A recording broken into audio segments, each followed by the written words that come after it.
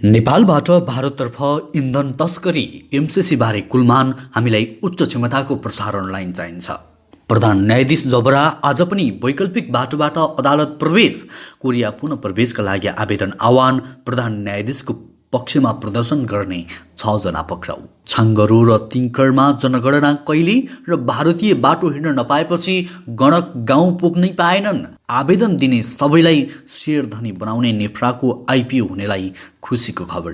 Motorcycle rally सहितको समूह सर्वोच्च अदालत छिर्न खोजेपछि तनाव। खोटाङको बराह पोखरीमा लाग्ने मेलाका लागि सार्वजनिक बिदा। गोल वर्षा गर्दै फ्रान्स विश्वकपमा छनौट। एम्बाप्पेको ह्याट्रिक सहित 4 गोल। कतारले नेपाललाई कोभिड उच्च जोखिमको सूचीमा राख्यो, 1 साता अनिवार्य क्वारेन्टिन। इक्वेडरको कारागारमा कैदी बन्दीबीच झडप, कम्तीमा 68 जनाको मृत्यु। ऊर्जा मन्त्रीको आग्रह, डलरको ग्यास छोडेर हाम्रै पानीको बिजुली प्रयोग गरौँ। रेल चलाउन फेरि अध्यादेश ल्याउने तयारी। भारतमा प्रदूषण बढेपछि कर्मचारीले घरबाटै काम गर्न थाले। लकडाउनको तयारी लगायतका आज दिनभरका केही महत्त्वपूर्ण र काम लाग्ने समाचार आजको यस भिडियोमा। दर्शकवृन्द, युट्युब च्यानल इन्फो खबरको समाचार बुलेटिनमा तपाईलाई हार्दिक स्वागत छ। आज पनि केही महत्त्वपूर्ण दिनभरका काम लाग्ने समाचारको साथमा म सन्तोष कठायत उपस्थित भइसकेको छु। पुरा समाचार अत्यन्तै धेरै महत्त्वपूर्ण भएकाले अन्तिमसम्म हेर्नुहोला। समाचारलाई एक लाइक, कमेन्ट र सेयर गर्न नबिर्सिनुहोला। साथै हाम्रो च्यानलमा नयाँ हुनुहुन्छ भने अहिले नै हाम्रो च्यानललाई सब्स्क्राइब गर्नुहोला। समाचारको सुरुमा चोलेन्द्र शमशेर जबराको प्रसङ्ग। प्रधान न्यायाधीश चोलेन्द्र शमशेर जबरा आज पनि सर्वोच्च अदालतमा प्रवेश गर्नुभएको छ। नेपाल बार एसोसिएसनले प्रधान न्यायाधीश जबराको राजीनामा माग गरेर आज पनि सर्वोच्चमा धरना दिएका छन्। उनीहरूले गएको शुक्रबार पनि जबरालाई अदालत प्रवेश गर्न रोकेका थिए, तर उहाँ अर्को गेटभित्र छिर्नु भएको थियो। शुक्रबार जस्तै आज पनि प्रधान न्यायाधीश जबरा वैकल्पिक बाटो हुँदै छिर्नु भएको हो। अदालत परिसरमा वकिलहरूले धरना दिइरहेका छन्। त्यसैगरी अब अर्को समाचार। सीमावर्ती क्षेत्रमा नेपालबाट भारततर्फ इन्धन तस्करी बढेको छ। भारतीय बजारमा भन्दा नेपाली बजारमा इन्धनको मूल्य निकै सस्तो भएपछि नेपालबाट भारततर्फ इन्धन तस्करी भएको हो। सीमा क्षेत्रका कारोबारीहरूले भारततर्फ इन्धन तस्करी बढाउँदा इन्धनका कारण नेपालमा भइरहेको व्यापार घाटा र नेपाल आयल निगमको घाटामा वृद्धि गराएको छ। सीमावर्ती भारतीय बजारको तुलनामा नेपाली बजारमा अहिले पेट्रोल प्रति लिटर 37 रुपियाँ 53 पैसा, डिजेल प्रति लिटर 30 रुपियाँ 65 पैसा सस्तो रहेको छ। त्यसै हवाई इन्धन र एलपी ग्यास पनि भारतमा भन्दा नेपालमा सस्तो छ, तर पेट्रोल र डिजेलको तस्करी हुने गरेको नेपाल आयल निगमले स्वीकार गरेको छ।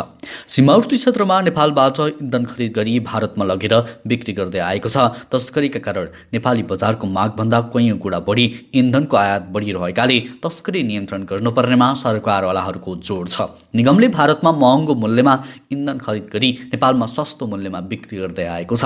त्यसैगरी अब अर्को समाचार। 25 कार्तिकदेखि मुलुकभर जनगणना भइरहेको छ, तर दार्चुलाको ब्यास गाउँपालिका 1 मा नेपालको क्षेत्र भएर जाने बाटो नभएपछि जनगणना सुरु गर्न सकिएको छैन।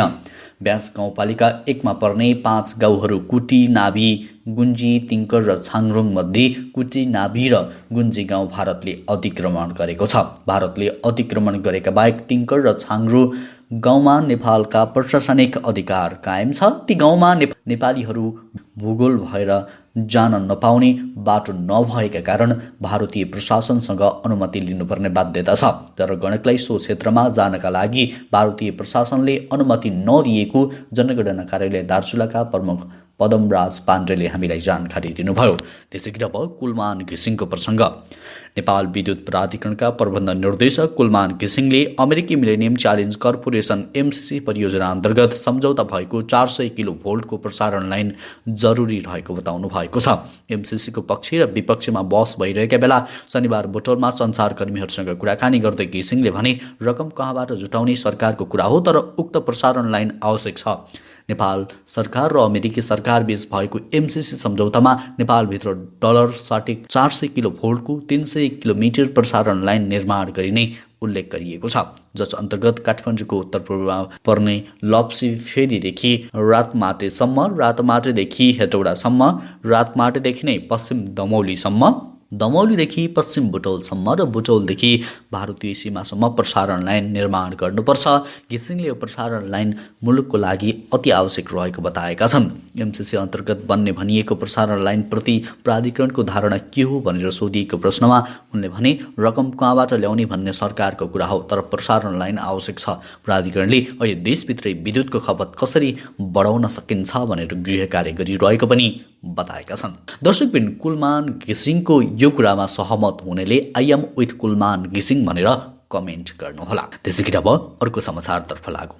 सर्वोच्च अदालतमा धरना दिइरहेका वकिलहरूबीच एउटा अर्को समूह मोटरसाइकल र्यालीसहित पुगेपछि अहिले तनाव भइरहेको छ। प्रधान न्यायाधीश जबराको राजीनामा माग गर्दै नेपाल बार एसोसिएसनको नेतृत्वमा अदालत परिसरमा धरना दिइरहेका कानुन व्यवसायी विरुद्ध नाराबाजी गर्दै आफूलाई सामाजिक अभियन्ता बनाउनेहरूको भित्र पस्न खोजेपछि प्रहरीले रोकिरहेको छ।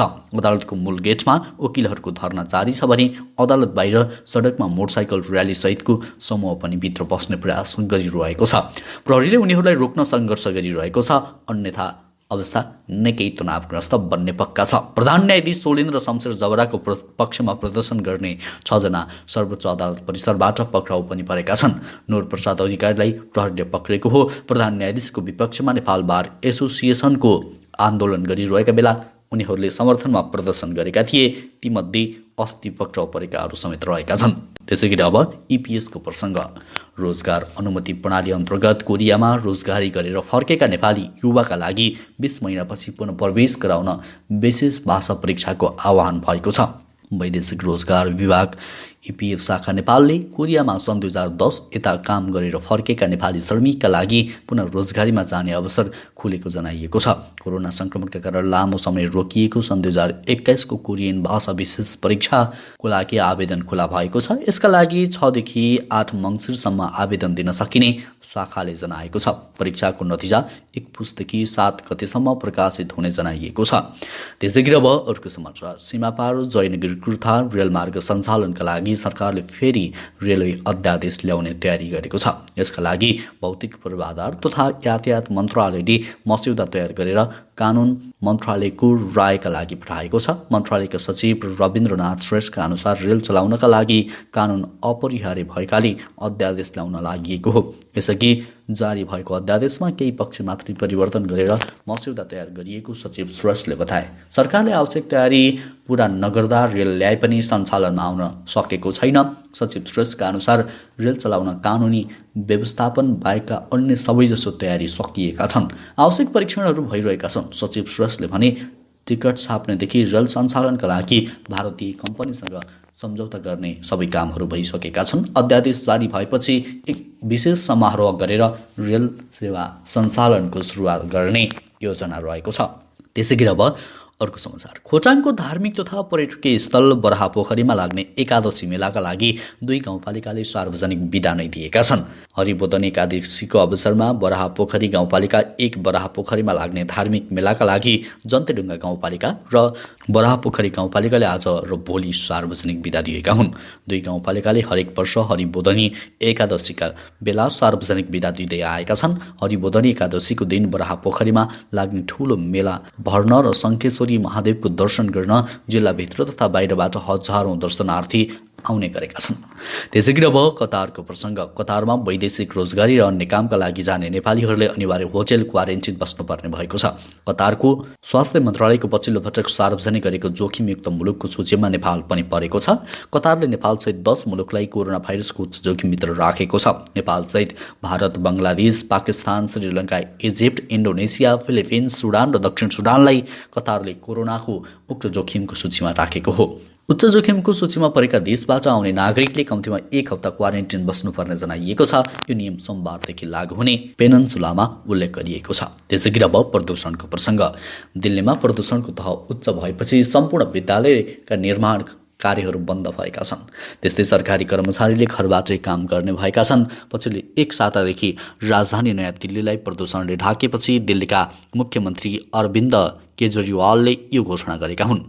नयाँ व्यवस्था अनुसार अब सरकारी कर्मचारीले 7 दिनसम्म घरबाटै काम गर्नेछन्। त्यस्तै धुलो र प्रदूषणको मुख्य कारक मानिएको निर्माण सम्बन्धी कार्य 17 नोभेम्बरसम्म बन्द हुने भएको छ। प्रदूषण नियन्त्रण गर्न केन्द्र र दिल्ली सरकारका नाममा सर्वोच्च अदालतले आपतकालीन कदम चाल्न आदेश दिएपछि मुख्यमन्त्री केजरीवालले प्रदूषण रोक्न विभिन्न योजना ल्याएका हुन्। सरकारले प्रदूषण नियन्त्रण गर्न आवश्यक परे लकडाउनसम्म गर्ने तयारी गरेको छ। त्यसैगरी अब अर्को समाचार। ऊर्जा, जलस्रोत तथा सिँचाइ मन्त्री पम्फा भूषालले समाजवादको बाटो पहिल्याउन सहकारीले महत्त्वपूर्ण भूमिका निर्वाह गर्ने बताएकी छन्। ललितपुरको हात्तीवनस्थित टेवा बहुउद्देश्य सहकारी संस्थाका संस्थापक सदस्य सम्मान समारोहमा उनले सहकारीलाई संविधानले प्रमुख आर्थिक अङ्गका रूपमा स्वीकार गरेको बताइन्।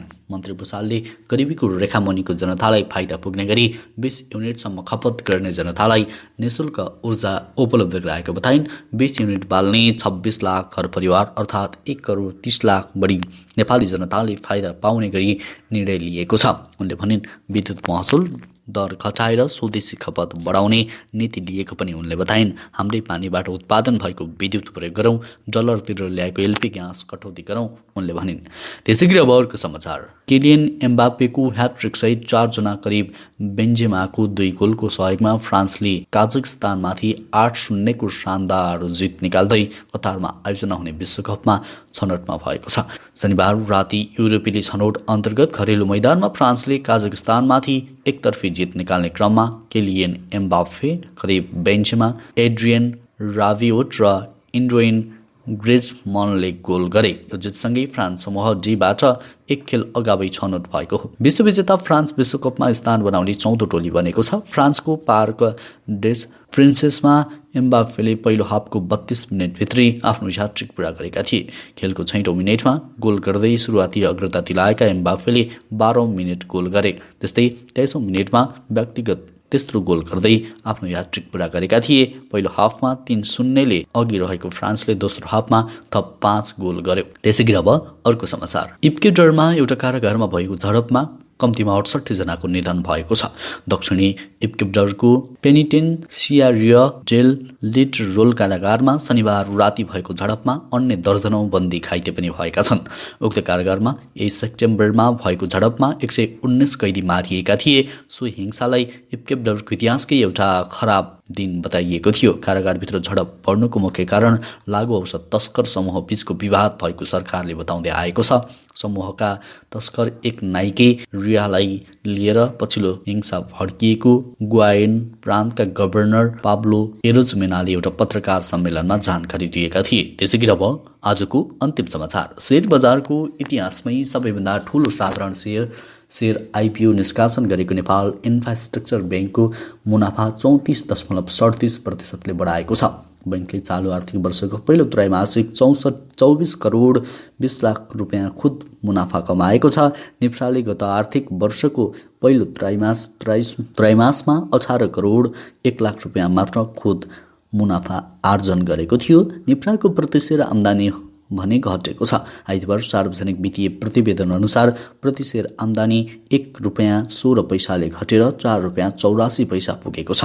हवस् त दर्शकवृन्द, अहिलेलाई केही महत्त्वपूर्ण र काम लाग्ने समाचारको सिलसिला यति नै। हरेक दिन बिहानै ताजा र सत्य समाचार हेर्नको लागि हाम्रो युट्युब च्यानल इन्फो खबरलाई सब्स्क्राइब गर्नुहोला। हवस् त अहिलेलाई भने म लगायत हाम्रो सम्पूर्ण टिमलाई बिदा दिनुहोस्। नमस्कार।